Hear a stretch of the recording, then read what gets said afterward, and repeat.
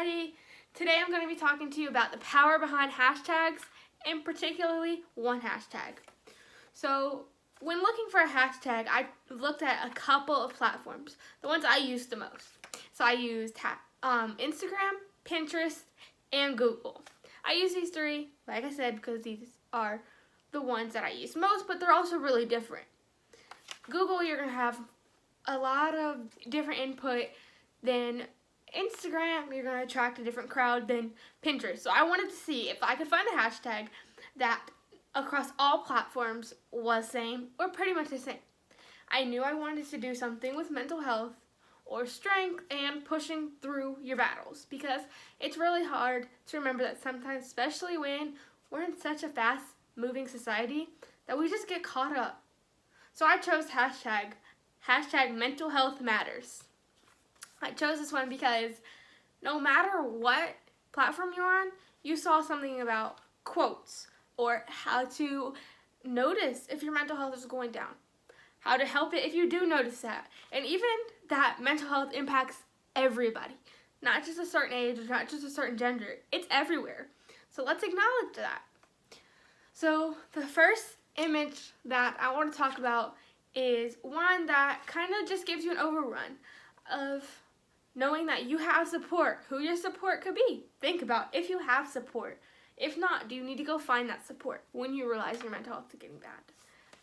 Or if you realize it's great, have somebody there who is willing to tell you how great you're doing and notice those changes, because that's also important. Another image that I found when searching hashtag mental health matters is an image about child mental health or children's mental health that I thought was really important, because sometimes we think, oh, you're a kid, you don't know much, you don't really have that much going on, but that's a lie. Things can impact your mental health from so young, so we have to acknowledge their mental health too. One thing I want to say is that you just need to take a breath. Breathe. Sometimes, though, that's not always what you need. A lot of people just say breathe and you'll be okay. Instead, go stretch, meditate, think, walk. These are all things you can do to help your mental health. When I searched hashtag mental health, like I said, I found a lot of quotes or ways to help this.